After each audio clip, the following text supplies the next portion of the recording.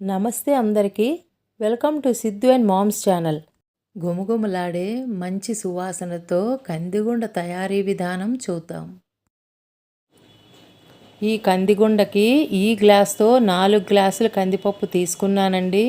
ఇది లో ఫ్లేమ్లో అలా దోరగా వేపుకోవాలి. అప్పుడే ఈ కందిగుండ మంచి సువాసనతో చాలా టేస్టీగా ఉంటుంది.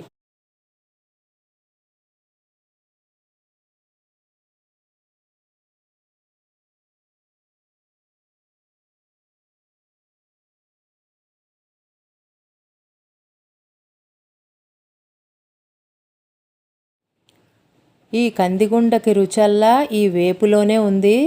దోరగా వేగే వరకు అలా కంటిన్యూస్గా వేపుతూనే ఉండాలి.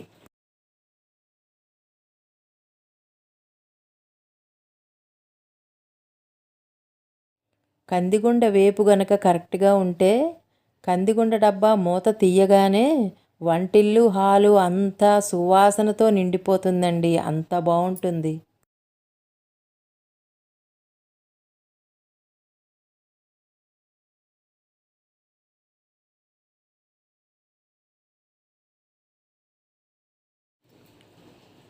కందిపప్పు వేగిపోయిందండి. ఇంకా తీసేస్తున్నాను.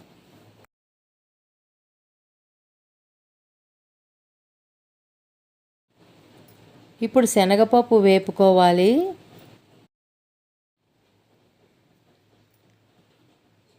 ఈ గ్లాస్తో 2 గ్లాసులు శనగపప్పు వేశాను. ఇక్కడ లెక్క ఏమిటంటే 2 గ్లాసుల కందిపప్పుకి 1 గ్లాసు శనగపప్పు, 1 గ్లాసు పెసరపప్పు.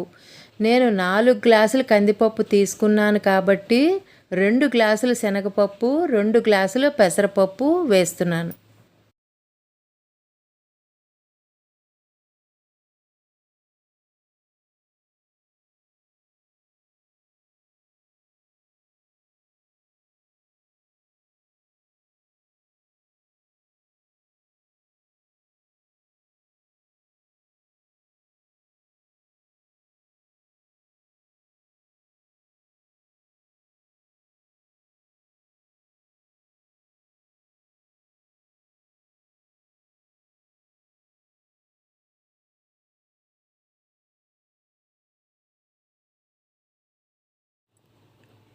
శనగపప్పు కూడా దోరగా వేగిపోయింది.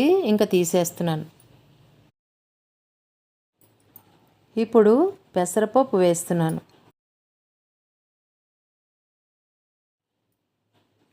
ఈ గ్లాస్తో 2 గ్లాసెస్ పెసరపప్పు వేస్తున్నాను.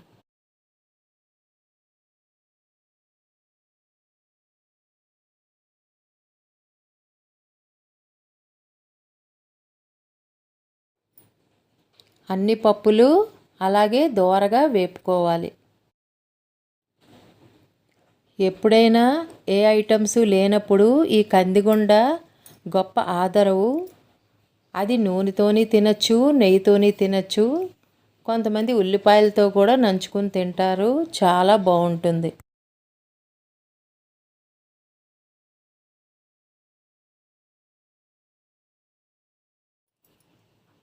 పెసరపప్పు కూడా దోరగా వేగిపోయింది. ఇంకా తీసేస్తున్నాను. ఇందులో ఆపే ముందు 2½ స్పూన్స్ ఇంగువ వేసుకొని ఆపుతున్నాను. అది మంచి ఫ్లేవర్ని ఇస్తుంది. ఇంగువ వేశాక జస్ట్ ఒకసారి కలిపి ఆపేయడమే.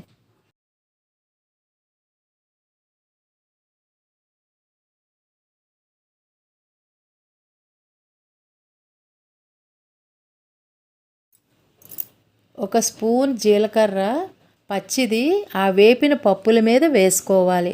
అదంతా కలిపి గ్రైండ్ చేసుకోవాలి. ఇప్పుడు ఎండుమిర్చి డ్రై రోస్ట్ చేసుకోవాలి. ఇక్కడ మన కారానికి తగ్గట్టుగా వేసుకొని వేపుకోవాలి.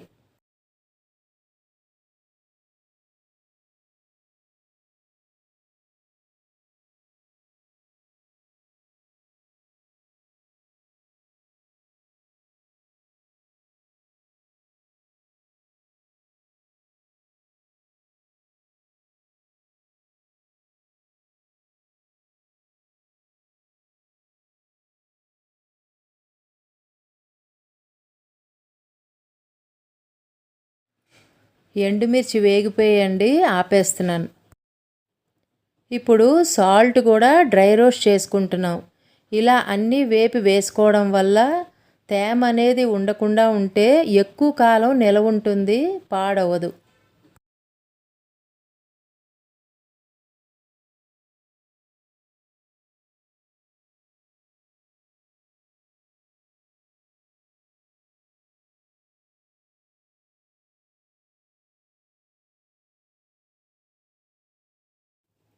సాల్ట్ మొదట్లో తేమగా ఉంటుంది, కానీ వేపగానే వెంటనే డ్రై అయిపోతుంది.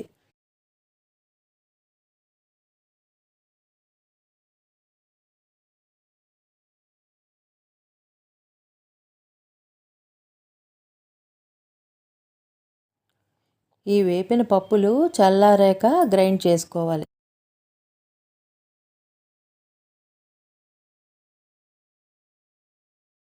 ఈ గ్రైండ్ చేసింది వేరే డిష్లోకి వేసేద్దాం.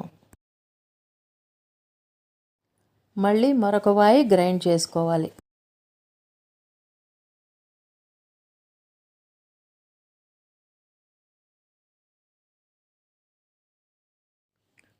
ఈ పప్పులన్నీ గ్రైండ్ చేసుకున్నాక ఇప్పుడు ఇందులోకి సాల్ట్ వేసుకోవాలి. ఈ సాల్ట్ ఫస్ట్ కొంత వేసి అవసరమైతే తర్వాత మళ్ళీ యాడ్ చేసుకోవచ్చు. అలాగే కారం కూడా మన టేస్ట్కి సరిపడా యాడ్ చేసుకోవాలి.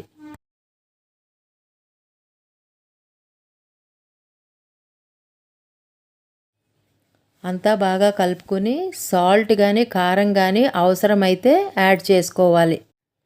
అంతేనండి, గుమగుమలాడుతూ మంచి సువాసనతో కందిగుండ రెడీ. ఈ వీడియో మీకు నచ్చినట్టయితే లైక్ చేయండి, కామెంట్ చేయండి అండ్ మరెన్నో కొత్త వీడియోస్ కోసం మా ఛానల్ సబ్స్క్రైబ్ చేసుకోండి.